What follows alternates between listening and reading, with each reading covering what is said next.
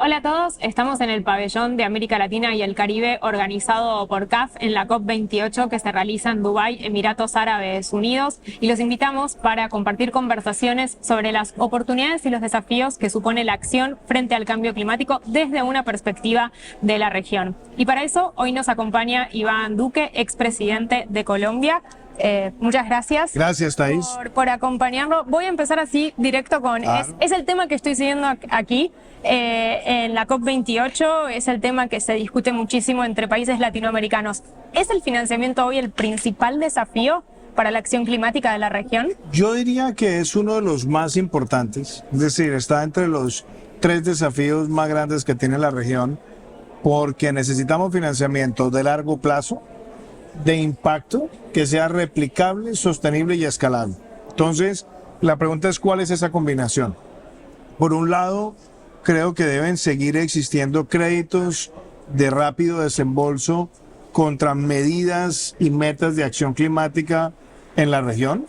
Segundo, creo que es muy importante tener vehículos de garantías para gobiernos subnacionales de parte de la multilateral, para que no tengan que los gobiernos subnacionales en materia de acción climática tener que esperar que les den garantías la nación, y que además esas garantías terminan yendo contra la contabilidad como si fueran créditos. Entonces no hay un incentivo realmente adecuado. Entonces creo que la multilateral puede jugar ahí un papel. Creo que los canjes de deuda por acción climática también son importantes, y creo que los vehículos de financiamiento al sector privado para avanzar en las metas de descarbonización también es algo que es profundamente necesario. Y no quisiera dejar por fuera el apoyo que pueden dar los multilaterales para que haya salidas a los mercados de capitales a través de bonos verdes, ayudando a los países a tener sus taxonomías verdes también. Me pareció interesante que recién en uno de los eventos celebrados aquí en el pabellón habló de la propuesta que le hizo la directora del Fondo Monetario Internacional, vinculado con esto de qué es lo que pasa con la agenda climática, ¿no?, en los presupuestos de los países. Sí, es algo que desde que estuve en la presidencia lo dije varias veces, y es: hoy se necesita invertir mucho en acción climática, pero los espacios fiscales son limitados. Los niveles de endeudamiento o de déficit son altos, entonces el espacio fiscal para estas inversiones es limitado. ¿Qué se puede hacer? Que haya un apoyo del Fondo Monetario Internacional para que los países puedan avanzar en inversión de acción climática, liberando algunas de esas inversiones bajo el criterio de que estén por debajo de la línea de contabilidad del déficit fiscal. Eso de manera transitoria, obviamente con muy buen escrutinio, y a países que tengan un muy buen desempeño en los acuerdos con el fondo o en el cumplimiento del artículo 4. ¿Y eso para qué? Para que se prevenga una presión presupuestal más grande en el futuro. Creo que un vehículo de esa naturaleza, estableciendo un buen piloto con la gestión ambiental, puede ser algo supremamente útil, y si el Fondo Monetario estaría dispuesto a evaluar eso con la concurrencia de otras multilaterales, estaríamos hablando de una disponibilidad de recursos bastante significativos para el sur global.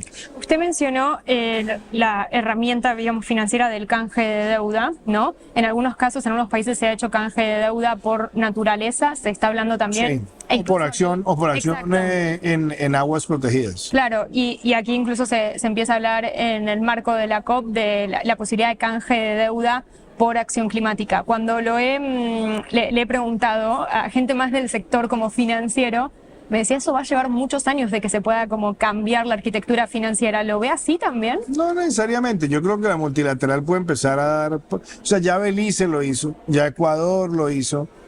Uruguay, por ejemplo, recientemente ha sacado adelante créditos asociados con metas climáticas.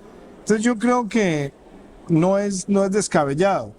Y me parece que es muy importante lo que se puede hacer con organismos multilaterales, particularmente con países altamente endeudados y con bajos niveles de desarrollo. Porque yo creo que los productos también varían según el tipo de país. Hay productos que son mucho más afines con un país de ingreso medio, otros con países con mayores restricciones. Eso muchas veces es como la parte de, bueno, de dónde viene el dinero, cómo se puede ayudar, ¿no?, a solventar tanto lo que son las deudas, como también hacer frente a la acción climática. ¿Qué es lo que pasa cuando ese dinero llega? ¿Cuáles son también las cosas que deberían modificarse en los países para que efectivamente el dinero vaya a territorio? Bueno, esa quizás es una de las preguntas más importantes de toda la arquitectura financiera climática mundial, y es cómo lograr que los recursos le lleguen efectivamente a las comunidades. Ahí, por ejemplo, yo creo que los proyectos de créditos de carbono, los bonos de impacto o los bonos verdes tienen que tener un gran componente de trabajo con las comunidades rurales y las comunidades indígenas. Eso permitiría conectar la disponibilidad de recursos con la generación de ingresos para quienes participan en la protección y conservación. Entonces, creo que esa es una de las herramientas que además está planteada en el libro Nuestro Futuro, el Manifiesto Verde para América Latina. Eso nos ayuda a conectar a las comunidades con empleos verdes y a que sean beneficiarios directos de una nueva arquitectura económica que gira en torno a la economía circular. Mencionó también esto de facilitar que el dinero llegue y el rol protagónico que pueden llegar a tener las ciudades, ¿no? Las urbes, que sabemos que son, digamos, las que más contribuyen en las emisiones, también en donde más puede haber y tiene que haber cambios. ¿Cómo ve ahí en el perfil de ciudades, ¿no? que hay de América Latina, que es muy diverso? ¿Las ve avanzando los gobiernos Las ciudades locales? son el epicentro de la ebullición climática. Hoy necesitan trabajar en movilidad verde. Necesitan también trabajar en ampliar sus fuentes de agua. Necesitan tener criterios sostenibles en materia de transporte para la movilidad. Necesitan también generar protección efectiva de las cuencas hidrográficas. Es decir, son muchas las cosas que hoy involucran a las ciudades.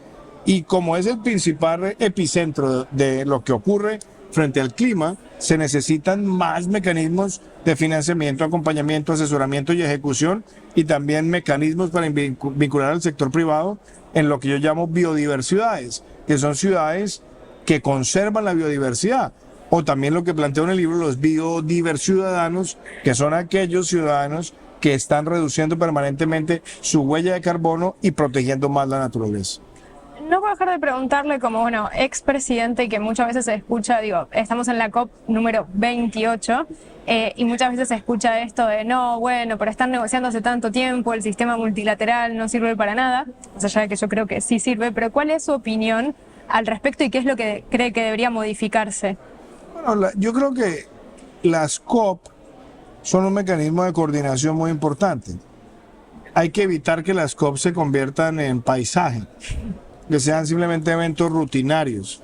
Y yo creo que particularmente lo que hemos visto hasta ahora en esta COP, en lo que tiene que ver con la disposición de recursos, el compromiso de los Emiratos Árabes también en apropiar recursos para enfrentar el daño causado en muchos países, me parece que es un muy buen mensaje. Lo que se está discutiendo en materia de financiamiento para el desarrollo y en acelerar los recursos de las economías más grandes también sirve. Ahora bien, creo que el reto que hay frente al tema del precio justo de carbono es muy relevante porque se necesita garantizar de verdad que los países en vía de desarrollo no se queden rezagados.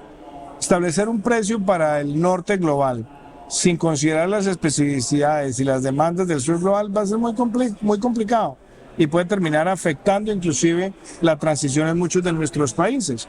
Por eso hay que buscar mecanismos de compensación a través de los impuestos al carbono en las economías grandes para dar una porción a los vehículos de financiamiento para los países emergentes.